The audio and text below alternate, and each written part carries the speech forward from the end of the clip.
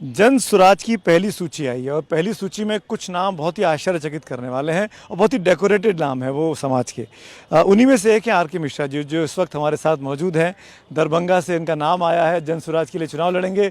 IPS अधिकारी रह चुके हैं, डीजी के तौर पर रिटायर हुए हैं, अभी कुछ ही महीने पहले की तो बात है ये।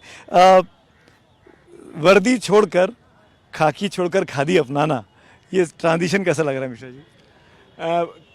रिटायरमेंट तो मेरा 2020 में हुआ। अच्छा। तब उस समय भी हमें पार्टियों से आए थे, ऑफर आए थे, बट उस समय राजनीति से दूरी रखना ही उचित समझा था। प्रशांत जी जब ने शुरू किया इस मुहिम को 2022 में, तो मार्च में इन्होंने संपर्क किया। उन्होंने कहा कि चलिए बिहार की व्यवस्था परिवर्तन करना चाहते हैं। हम दिल्ली में रहता था, वहाँ हम लोग काम करेंगे। तो जून 22 से लगातार हम इस मुहिम में जुड़ गए, जन स्वराज की विचारधारा में। और फिर लोगों से बात करते करते, समस्या समझते समझते, बिहार की गरीबी, बिहार की मुफलिसी, बिहार की बेरोजगारी, पलायन, ये सब वाकिफ़ तो पहले भी थे। यहाँ पर रूबरू होने का मौका ज़्यादा मिला, ज़मीन पर चल के बात करने का मौका मिला। तो लगा कि इससे एक अच्छा प्रयास किया जाना चाहिए। जब पार्टी बन गई तो पार्टी के संगठन को मजबूत करने की दिशा में, चुनाव प्रबंधन की व्यवस्था को देखने के लिए था। अब अचानक से पार्टी का डिक्टेट आया कि नहीं, आपको दरभंगा शहर से लड़ना है। तो अब हम वस्तुस्थिति में सही मायने में एक नए रोल में जा रहे हैं।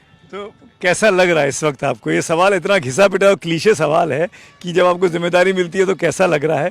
ये बहुत बड़ा काम है। आपने तमाम चुनाव करवाए होंगे, अपने यूनिफॉर्म में रहते हुए चुनाव देखे होंगे, चुनाव में किस तरह की तिकड़में होती हैं वो आप जानते होंगे।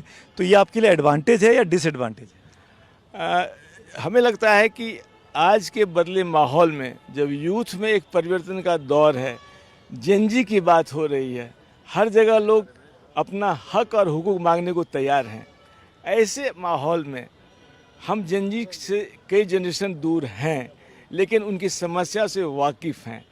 तो अब जब हम एक नई भूमिका में जाते हैं, आज का वोटर बहुत समझदार है, वो अपना जानता है कि उनका हक किस में है, उनकी भलाई किस में है।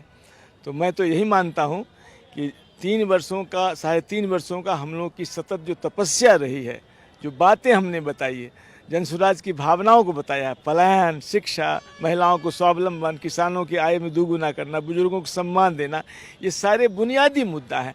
इन बुनियादी मुद्दा को लेकर आज तक कोई बिहार में चुनाव में गया नहीं है। यहाँ पर जाति और धर्म की राजनीति होती रही है। हम उससे हट के महात्मा गांधी और बाबा साहब अम्बेडकर के विचारधारा, एक तरफ सर्वधर्म समभाव की भावना है, दूसरी तरफ सबको न्याय और सबका विकास की भावना है। इसको लेके चल रहे हैं।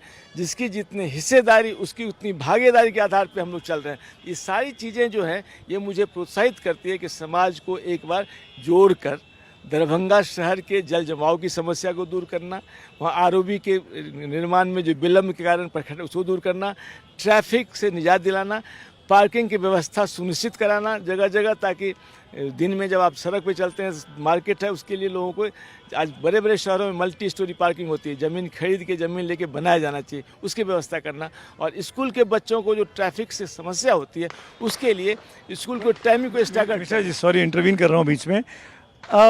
बिहार की आपने बहुत अच्छी बात की, बिहार को कास्ट के साथ जोड़ के देखा जाता है, यहाँ की पॉलिटिक्स को। और ये हमेशा कहा गया कि बिहार में धर्म नहीं, जात बड़ा क्रूशियल रोल प्ले करता है। आपको लगता नहीं है कि जाति के नाम पर आपके साथ इस पूरे, आप मतलब आपकी पार्टी के साथ कहीं ना कहीं कोई वोट बैंक जुड़ता ही नहीं है? एक पर्टिकुलर ग्रुप इंडिया के साथ है, पर्टिकुलर ग्रुप एनडीए के साथ है, आपके साथ कौन सा ग्रुप है? ये एक थोड़ा सा भ्रम है। जाति तो हर राज्य में महत्वपूर्ण है। सवाल यहाँ की 35 वर्षों से दो ही विकल्प लोगों के पास रहा, या तो इंडिया या एनडीए, भाजपा लेड या नीतीश लेड या लालू जी के परिवार का लेड। तो दो ही। तो इसमें क्या हुआ है कि कुछ लोग भाजपा की सत्ता में नहीं आने के कारण आरजेडी या इंडिया को वोट जबरदस्ती करते रहे, बंधुआ मजदूर तरह वोट करते, बंधुआ वोटर हो गए थे। उसी तरह लालू जी का पुनः आना न हो, इसीलिए बहुत सारे वोटर्स भाजपा को बंधुआ वोट करते रहे, उनको ऑप्शन नहीं था। आज ऑप्शन मिल गया, इसलिए ये जो धारणा है कि जाति पर वोट होगी, इस बार जाति पर वोट नहीं होगी। लगभग 50% युवा बदलाव के मूड में हैं। उनकी कोई जाति, युवा की कोई जाति नहीं होती। युवा को जात से बांधना बड़ी भूल होगी राजनीति की। तो हमें लगता है कि ये आज के युवा, आज की महिलाएं आज के वो लोग जो बिहार से 50 लाख लोग जो बिहार के बाहर पलायन कर रहे हैं, उनको जात से मतलब नहीं, धर्म से मतलब है, उनको रोजगार से मतलब, उनको पलायन से मुक्ति से मतलब है। वो सब कुछ को तोड़ते हुए और बंधुआ वोटर यदि एक बार विकल्प मिल गया, उनको लगा कि ये वास्तव में बिहार के विकास की बात करते हैं और हम कर रहे हैं, हमारे साथ लोग हैं। हमने सर्वे जो कराया उस सर्वे में अजीब गरीब हो रहा है। 1/3 वोटर जन स्वराज की बात करता है और साथ ही साथ 1/3 वोटर अभी तक डिसाइडेड नहीं है। मतलब 60% जो लोग वोटर्स हैं वो दोनों गठबंधन से उदासीन है, मुक्ति चाहता है। इसीलिए कुछ ना कुछ अप्रत्याशित होना चाहिए।